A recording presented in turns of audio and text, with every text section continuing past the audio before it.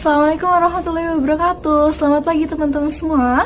Kami dari kelompok 7 izin memaparkan materi terkait dengan bab pengendalian penganggaran sistem pengendalian internal pemerintah. Nah, dalam kelompok 7 sendiri, terdiri dari saya, Endah Tristiarini, kemudian ada rekan saya, Thayyibatul Ulfah, ada Salimatul, kemudian ada Trinur Aini, dan ada Dwi Puji Rahayu. Yuk, mari kita simak penjelasannya. Baik, sebelum kita mengulas lebih lanjut terkait dengan materi pengendalian penganggaran dalam sistem pengendalian internal pemerintah, ada baiknya kita mengetahui seberapa pengaruhnya sih anggaran itu ke dalam sistem pengendalian internal pemerintah. Nah, ternyata anggaran itu mempunyai pengaruh yang sangat penting dalam mengungkapkan aktivitas apa aja sih yang akan dilakukan di masa yang akan datang nantinya. Nah, dengan adanya pemikiran strategis yang dilakukan oleh manajemen yang didokumentasikan ke dalam berbagai bentuk dokumen perencanaan, hal ini mempunyai tujuan dalam hal kerjasama yang dilakukan oleh atasan kepada bawahan maupun pegawai ataupun pimpinan dalam melakukan penyusunan anggaran. Dalam sistem penyusunan anggaran sendiri terdapat 6 siklus. Yang pertama ada siklus penetapan dan pengembangan tahun terkait. Kemudian yang kedua ada penetapan dokumen standar harga. Kemudian yang ketiga ada penyebaran dan pengisian formulir rencana kerja dan anggaran. Kemudian yang keempat ada rekapitulasi rencana kerja dan anggaran. Yang kelima ada pembahasan, perubahan, dan penyelesaian draft anggaran pendapatan dan belanja. Dan yang terakhir adalah penetapan anggaran pendapatan dan belanja. Yuk, mari kita ulas satu-satu. Yang pertama yaitu penetapan prosedur dan tim pengembangan tahun terkait. Maksudnya apa sih? Tahapan pertama dari siklus penganggaran publik ini adalah penetapan prosedur dan tim pengembangan tahun terkait. Hal ini merupakan bagian yang terpenting dalam proses penganggaran. Ketika dibutuhkan prosedur untuk memberikan arahan yang jelas dan sebagai pengendalian agar anggaran yang disusun nantinya tidak mengandung kesalahan secara material. Kemudian yang kedua adalah penetapan dokumen standar harga. Apa sih maksudnya? Dokumen standar harga ini ditunjukkan untuk mengendalikan harga berbagai kebutuhan di dalam organisasi itu sendiri. Kemudian yang ketiga ada penyebaran dan pengisian formulir rencana kerja dan anggaran. Maksudnya adalah nantinya dalam tahap ini akan dilakukan penyebaran formulir program kerja dan anggaran terkait. Nah, pedoman pengisian formulir rencana kerja dan anggaran ini adalah berupa dokumen standar harga serta draft atau dokumen perencanaan yang telah dibuat sebelumnya. Kemudian yang keempat ada rekapitulasi rencana kerja dan anggaran. Nah, pada tahap ini bertujuan untuk memproses ringkasan atau kumpulan data dari kertas kerja dan draft anggaran yang sudah direncanakan. Kemudian, yang kelima adalah pembahasan, perubahan, dan penyelesaian draft anggaran pendapatan dan belanja. Nah, pada tahap ini nanti akan dilakukan pengecekan ulang terhadap draft anggaran yang telah dibuat sebelumnya. Nah, selain itu juga digunakan untuk memastikan bahwa draft dari anggaran tersebut telah sesuai ataukah tidak dengan perencanaan dan tidak terdapat sebuah kesalahan secara material nantinya. Kemudian yang keenam adalah penetapan anggaran pendapatan dan belanja. Nah, proses penetapan anggaran ini adalah tahapan terakhir dari proses pembuatan anggaran. Dalam pembuatan anggaran periode berikutnya, nanti kembali lagi ke tahapan pertama, seperti penetapan dan tim pengembangan tahun terkait sampai ke penetapan anggaran pendapatan dan belanja, seperti itu. Baik, kita lanjut untuk membahas mengenai contoh penganggaran di dalam organisasi sektor publik. Nah, organisasi sektor publik sendiri itu ada pemerintah pusat, pemerintah daerah, kemudian ada LSM atau lembaga swadaya masyarakat, ada yayasan, dan ada partai politik. Nah, untuk pemerintah pusat sendiri itu terdapat sumber ketidakpastian yang berpengaruh besar dalam penentuan volume APBN, yakni terdiri dari pendapatan negara dan hibah, penerimaan dalam negeri, belanja negara yang dikategorikan ke dalam anggaran belanja pemerintah pusat dan anggaran belanja untuk daerah, kemudian ada surplus atau defisit anggaran, dan ada pembiayaan yang meliputi pembiayaan dalam negeri dan pembiayaan luar negeri. Nah, kemudian yang kedua ada perintah daerah. Pemerintah daerah dalam penyusunan APBD ini dimulai dengan pemerintah daerah menyampaikan kebijakan umum APBD tahun anggaran berikutnya yang sejalan dengan Rencana Kerja Pemerintah Daerah atau RAPBD sebagai landasan penyusunan RAPDB kepada DPRD selambat-lambatnya pertengahan Juni tahun berjalan. Nah, selanjutnya DPRD akan membahas kebijakan umum APBD yang diajukan untuk pemerintah daerah mengenai RAPBD tahun anggaran berikutnya. Kemudian yang ketiga, ada lembaga swadaya masyarakat atau LSM. Nah, beberapa organisasi nirlaba mempunyai lebih dari satu program, dan masing-masing program harus merencanakan tahapan kinerja terkait dengan arus kas yang dibutuhkan.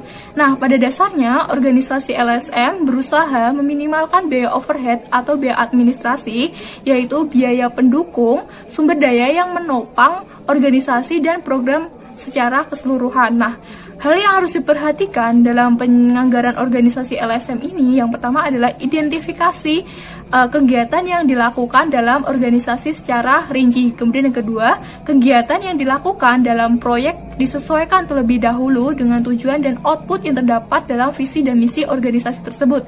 Kemudian yang ketiga, menyiapkan rencana kerja kegiatan yang mengacu pada rencana program. Dan yang keempat, aturan umum dalam rencana anggaran, yakni pendapatan dan pengeluaran harus direncanakan terlebih dahulu. Kemudian terakhir adalah setelah mengembangkan proyeksi anggaran yang baik, kemudian kita melakukan compare perbandingan keuangan dan strategi pembayarannya. Kemudian yang keempat adalah yayasan. Nah, anggaran di dalam yayasan tidak boleh menjadi rahasia internal yayasan itu sendiri, karena yayasan itu harus menginformasikan kepada publik untuk dikritik, didiskusikan, dan diberi masukan. Nah, anggaran yayasan merupakan akuntabilitas atau pertanggungjawaban atas pengelolaan dana publik dan pelaksanaan program yang dibiayai dengan uang publik.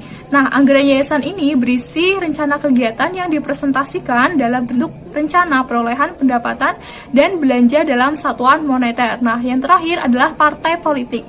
Kita tidak asing ya dengan partai politik. Nah, sumber pendanaan yang terdapat dalam partai politik itu sendiri adalah, yang pertama adalah keuangan partai politik bersumber dari iuran anggota, ada sumbangan sah yang menurut hukum, dan bantuan dari anggaran negara itu sendiri. Kemudian yang kedua, sumber pendanaannya dari sumbangan yang sah menurut hukum dapat berupa uang, barang, fasilitas, peralatan, dan atau jasa. Kemudian bantuan dari anggaran negara yang diatur dalam peraturan pemerintah yang diberikan secara proporsional kepada partai politik yang mendapatkan kursi di lembaga perwakilan rakyat. Dan yang keempat, sumbangan dari anggota dan bukan dari anggota yang sah menurut hukum paling banyak senilai 200 juta dalam waktu 1 tahun. Dan yang terakhir, sumbangan dari badan atau perusahaan yang sah menurut hukum paling banyak senilai 800 juta dalam waktu 1 tahun.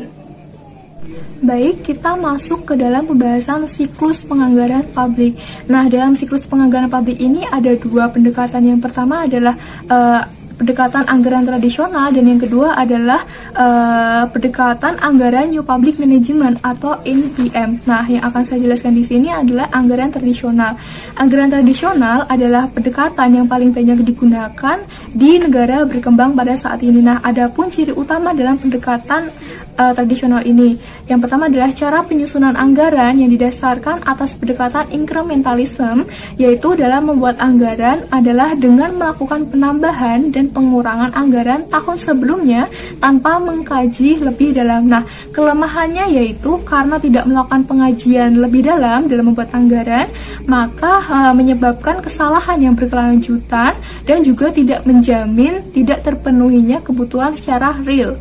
Nah, kemudian yang kedua adalah struktur dan susunan anggaran yang bersifat line item, yaitu bahwa anggaran yang dibuat berdasarkan penerimaan dan pengeluaran yang tidak memungkinkan untuk menghilangkan item-item penerimaan atau pengeluaran sudah tidak relevan untuk periode sekarang, sehingga kinerja penilaian hanya bertolak ukur pada ketaatan menggunakan dana yang diusulkan saja. Kemudian yang ketiga, cenderung sentralitis, bahwa penyiapan anggaran dilakukan secara terpusat dan informasinya tidak memadai, maka penilaian kinerja tidak maksimal dan akan mengakibatkan kesenjangan anggaran. Kemudian yang keempat adalah bersifat spesifikasi.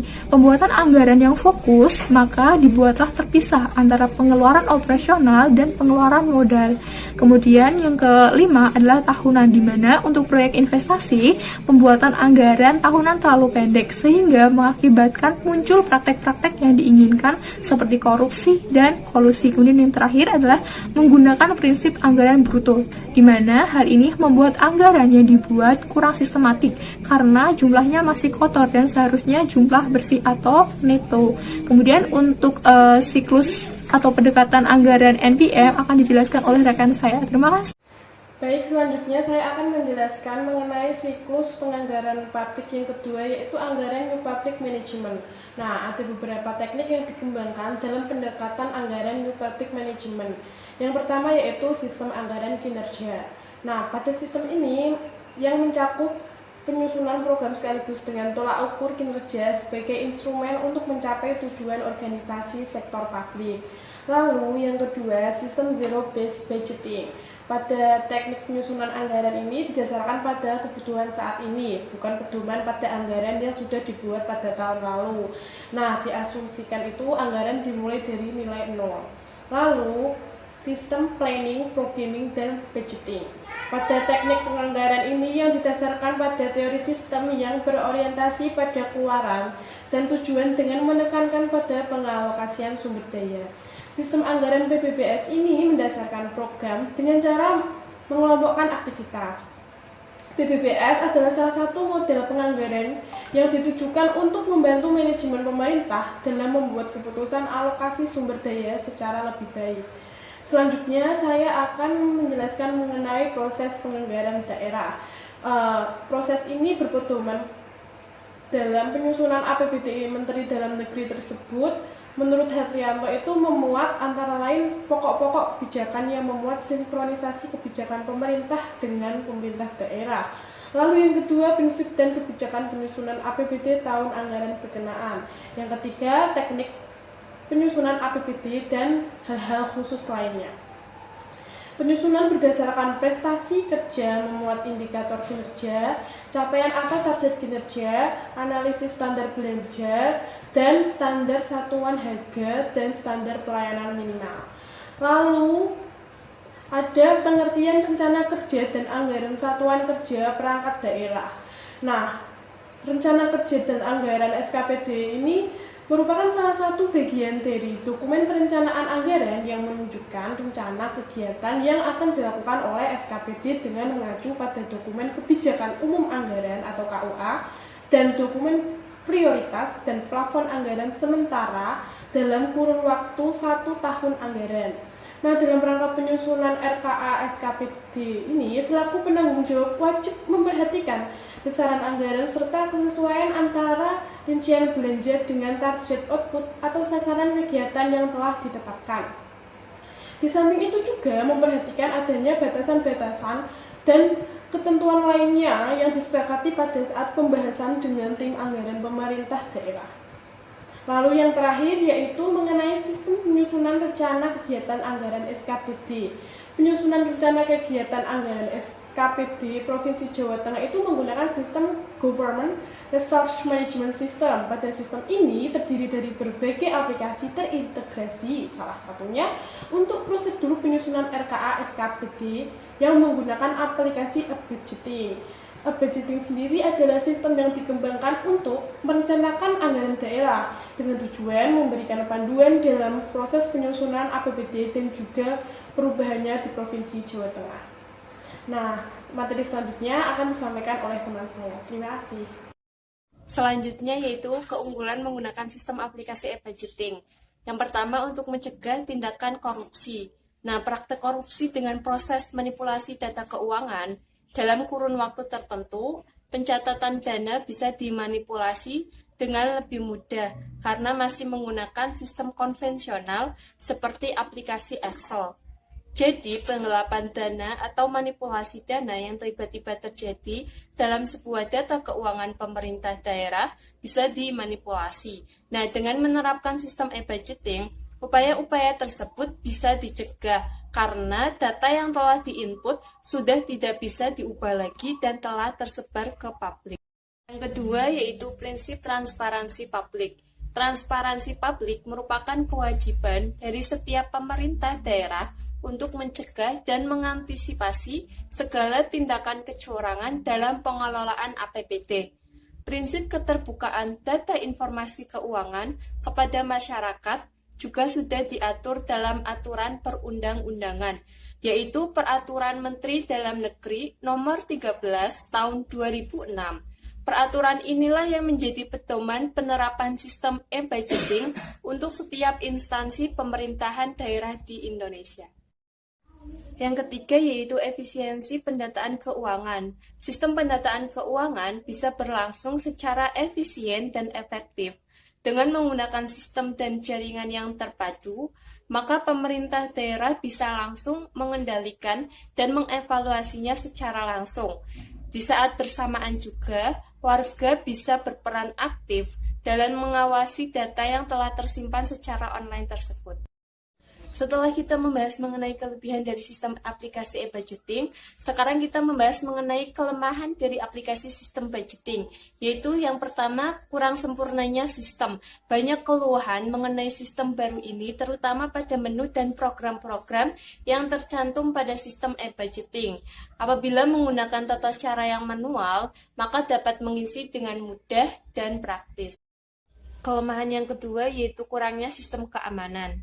Pada era globalisasi ini, banyak yang sudah menggunakan sistem untuk menginput sesuatu dan terhubung menggunakan jaringan internet. Namun banyak juga seseorang yang handal dalam mengoperasikan jaringan internet dan dapat menerobos jaringan atau sistem tersebut. Maka dari itu, sistem baru ini rawan terhadap aksi hacker. Hacker adalah orang yang mempelajari, menganalisa, dan selanjutnya bila menginginkan bisa membuat, memodifikasi, atau mengeksploitasi sistem. Adapun teknik-teknik dalam penganggaran sektor publik diantaranya yaitu yang pertama pendekatan fungsional, yang kedua pendekatan pengambilan keputusan, yang ketiga pendekatan psikologi atau materi, dan yang keempat yaitu pendekatan lingkungan yang berkesinambungan. Selanjutnya, saya Trinor Aini akan menjelaskan mengenai pendekatan fungsional. Kerangka berpikir dari System of National Account telah merekomendasi pandangan pembatasan karakter anggaran sebagai berikut. Yang pertama, kemandirian penyelenggaraan fungsi organisasi sektor publik, dan yang kedua, diawali dengan batasan kemampuan organisasi menanggung pengeluaran untuk kesejahteraan masyarakat. Yang kedua yaitu pendekatan pengambilan keputusan. Dalam prakteknya, anggaran merupakan proses pengambilan keputusan tentang kehidupan dan tujuan organisasi. Proses anggaran biasanya mempunyai standar prosedur, sementara pengambilan keputusan merupakan proses gabungan dari unsur-unsur disiplin ilmu ekonomi, politik, psikologi, dan administrasi publik. Selanjutnya yaitu pendekatan psikologi atau motivasi. Psikologi atau motivasi bukan saja merupakan ilmu yang membahas tentang kejiwaan manusia saja, namun secara lebih luas ilmu ini juga mempelajari perekrutan dan penyeleksian pegawai, evaluasi kinerja pegawai, pelatihan pegawai, kepemimpinan, motivasi dan kepuasan kerja, psikologi organisasi, kondisi pekerjaan, keselamatan dan kesehatan pegawai, tekanan di tempat kerja, psikologi industri, ataupun psikologi konsumen atau masyarakat. Apabila pengeluaran yang ditanggung adalah seluruhnya, maka organisasi memegang kendali penuh, sedangkan jika ditanggung sebagian, maka organisasi bekerja dalam mekanisme kolaborasi. Nah, kondisi ini akan berpengaruh terhadap proses penyusunan anggaran dari berbagai kepentingan formal, kepentingan hukum, dan kepentingan legislatif. Kepentingan formal adalah refleksi anggaran sebagai produk dari suatu entitas mandiri. Kepentingan hukum merupakan pemberi makna yang solid bagi anggaran suatu entitas tertentu. Sebagai produk hukum, kepatuhan dalam melaksanakan anggaran dapat dijamin. Alokasi anggaran dapat dikatakan berjalan secara efektif apabila bisa menyeimbangkan berbagai permintaan dalam suatu organisasi, baik dari organisasi sektor swasta maupun sektor publik, dan strategi pencapaian tujuan yang telah ditetapkan. Semua kebijakan ekonomi sektor publik selalu dihadapkan dengan berbagai variabel yang dinamis, seperti pergerakan harga dan arah perekonomian. Dengan begitu, berarti unsur-unsur ketidakpastian tidak dapat dihilangkan, namun dapat diminimalkan oleh kapabilitas manajemen keuangan unit kerja dan inisiatif unit pemegang otoritas. Jadi dapat disimpulkan bahwa kesuksesan pelaksanaan anggaran ditentukan oleh yang pertama yaitu kebijakan keuangan secara menyeluruh ditentukan oleh lembaga setingkat bagian atau lembaga pelaksanaan tertinggi. Yang kedua yaitu kesuksesan anggaran sangat ditentukan oleh dukungan politik berbagai lembaga, Dan yang ketiga yaitu akurasi perencanaan, terutama penganggaran dipengaruhi oleh teknik review dari perkiraan anggaran. Yang kedua yaitu pendekatan pengambilan keputusan. Dalam prakteknya, anggaran merupakan proses pengambilan keputusan tentang kehidupan dan tujuan organisasi. Proses anggaran biasanya mempunyai standar prosedur, sementara pengambilan keputusan merupakan proses gabungan dari unsur-unsur disiplin ilmu ekonomi, politik, psikologi, dan administrasi publik. Selanjutnya yaitu pendekatan psikologi atau motivasi. Psikologi atau motivasi bukan saja merupakan ilmu yang membahas tentang kejiwaan manusia saja, namun secara lebih luas ilmu ini juga mempelajari perekrutan dan penyeleksian pegawai, evaluasi kinerja pegawai, pelatihan pegawai, kepemimpinan, motivasi dan kepuasan kerja, psikologi organisasi, kondisi pekerjaan, keselamatan dan kesehatan pegawai, tekanan di tempat kerja, psikologi industri, ataupun psikologi konsumen atau masyarakat. Untuk selanjutnya, saya akan menjelaskan mengenai pendekatan fungsional yang berkesinambungan. Nah, menurut Soraya A. Afif, Manajer Program Ekosistem Wahana Lingkungan Hidup atau WALHI, setidaknya ada 4 jenis biaya dari dampak pencemaran terhadap lingkungan yang ditanggung oleh masyarakat, yaitu yang pertama ada damage cost, kedua avoidance cost, yang ketiga abatement cost, dan yang keempat yaitu transaction cost. Nah, untuk damage cost sendiri merupakan biaya akibat dampak langsung dan tidak langsung dari limbah, seperti meningkatnya berbagai penyakit, matinya habitat air, dan terganggunya reproduksi makhluk hidup. Kemudian untuk avoidance cost yaitu biaya ekonomi dan sosial dalam kaitannya dengan berbagai upaya untuk menghindari dampak pencemaran yang terjadi. Kemudian untuk abatement cost yaitu biaya yang dikeluarkan untuk menjaga atau mengurangi tingkat pencemaran seperti memasang peralatan pengolah limbah atau penggunaan teknologi bersih lingkungan. Kemudian yang terakhir yaitu transaction cost. Ini merupakan biaya sumber daya yang digunakan untuk melakukan penelitian, perencanaan, pengelolaan, dan pemantauan pencemaran. Nah, untuk teknik pengendalian penganggaran publik, yang pertama itu anggaran sebagai alat pengendalian. Di sini anggaran sebagai alat pengendalian memberikan rencana detail atas pendapatan dan pengeluaran pemerintah agar pembelanjaan dapat dipertanggungjawabkan kepada publik. Kemudian anggaran sebagai instrumen pengendalian di sini untuk menghindari adanya overspending, underspending, dan salah sasaran atau misappropriation dalam pengalokasian anggaran dalam bidang lain yang bukan merupakan prioritas. Nah, untuk selanjutnya pengendalian anggaran publik ini dapat dilakukan dengan 4 cara. Yang pertama yaitu membandingkan kinerja aktual dengan kinerja yang dianggarkan. Kemudian yang kedua, menghitung selisih anggaran atau favorable dan unfavorable variance. Yang ketiga, menemukan penyebab yang dapat dikendalikan atau controllable dan tak dapat dikendalikan atau uncontrollable atas suatu variance. Kemudian yang keempat atau yang terakhir yaitu merevisi standar biaya atau target anggaran untuk tahun berikutnya. Demikian presentasi dari kelompok kami mengenai pengendalian penganggaran sistem pengendalian intern pemerintah. Semoga video ini dapat bermanfaat untuk teman-teman semua. Terima kasih. Wassalamualaikum warahmatullahi wabarakatuh.